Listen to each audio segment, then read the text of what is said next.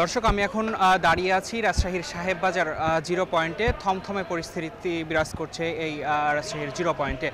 কিছুক্ষণ আগেই কোটা আন্দোলনকারী শিক্ষার্থীদের সঙ্গে আওয়ামী লীগের নেতাকর্মী ছাত্রলীগের যেই ধাওয়া পাল্টা ধাওয়া সেই ঘটনা ঘটেছে এবং এখানে আমরা দেখেছি বেশ কয়েকজন শিক্ষার্থী এবং আওয়ামী লীগের নেতাকর্মীরাও কিন্তু আহত হয়েছেন। আওয়ামী লীগের পক্ষ থেকে বলা হয়েছে মহানগর ছাত্রলীগের সাধারণ সম্পাদক এবং আরও একজন কর্মী তারা হাসপাতালে রয়েছেন এবং শিক্ষার্থীও কয়েকজন আহত হয়েছেন এমন ঘটনা আমরা শুনেছি। এবং আপনাদেরকে যদি আমরা এখনকার পরিস্থিতি জানিয়ে রাখি, এই যে সংঘর্ষের ঘটনা ঘটার পর কিন্তু তাৎক্ষণিক Rajshahi city mayor S M Khairuzzaman Liton এবং প্রশাসনের যে সদস্য তারা কিন্তু এখানে আসে এবং আসার পরই পরিস্থিতি নিয়ন্ত্রণে নেতাকর্মীদের শান্ত হওয়ার আহ্বান করেন এবং আন্দোলনকারীদের আসলে পিছু হটতে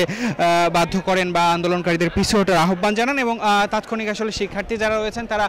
বিভিন্ন দিকে অবস্থান নিয়েছেন, বিভিন্ন দিকে চলে যায় এবং যারা রয়েছেন আওয়ামী লীগের নেতাকর্মী তারা কিন্তু জিরো পয়েন্টে অবস্থান করছেন। এখানে আমরা দেখতে পাচ্ছি পুরো জিরো পয়েন্ট এলাকা সাহেববাজার এলাকা কিন্তু আসলে সব রকমের গাড়ি চলাচল এখন পর্যন্ত বন্ধ রয়েছে এবং সকলের হাতেই এই যে প্রতিরোধ আওয়ামী লীগ শিক্ষার্থীদের যে প্রতিরোধ গড়ে তুলতে চাচ্ছেন এবং শিক্ষার্থীরা আসলে তারাও লাঠিসোঁটা নিয়েই মূলত এই মিছিলে অংশ নিচ্ছেন। এবং এখানে আমরা দেখছি মহানগর আওয়ামী লীগের সাধারণ সম্পাদক রয়েছেন ডাবলু সরকার এবং মহানগর Rajshahi city mayor S M Khairuzzaman Liton Awami লীগের সভাপতিমণ্ডলীর সদস্য, তিনি এখানে এসে আসলে এই পরিস্থিতি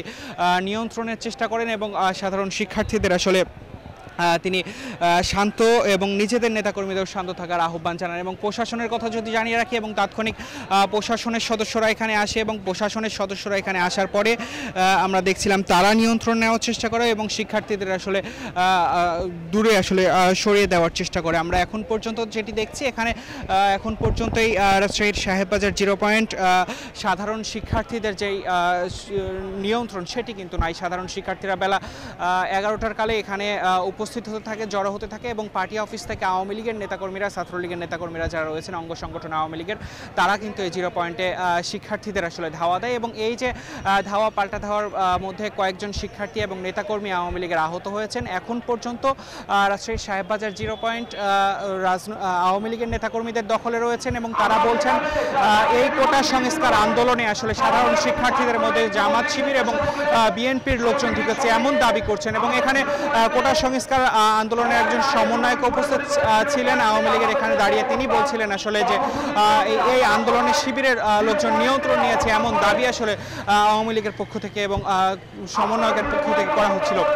এবং এখন পর্যন্ত নেতাকর্মীরা যেটি বলছেন তাদের কর্মীদের আসলে বলছেন জিরো পয়েন্ট ছেড়ে না যাওয়ার জন্য এবং পরিস্থিতি স্বাভাবিক না হওয়া পর্যন্ত আজকে এই দিনে আসলে তারা এখানে অবস্থান করবেন। এবং আমরা সকালে আপনাদেরকে জানাচ্ছিলাম রাজশাহীর যেই শিক্ষার্থীদের ডাকা কর্মসূচি সেই কর্মসূচি রাজশাহীদের পরিস্থিতি নিয়েও আমরা সকালে জানিয়েছি। দর্শক এই ছিল আমাদের কাছে এখনকার মতো সর্বশেষ, আপনাদের সাথে ছিলাম আমি তারেক রহমান।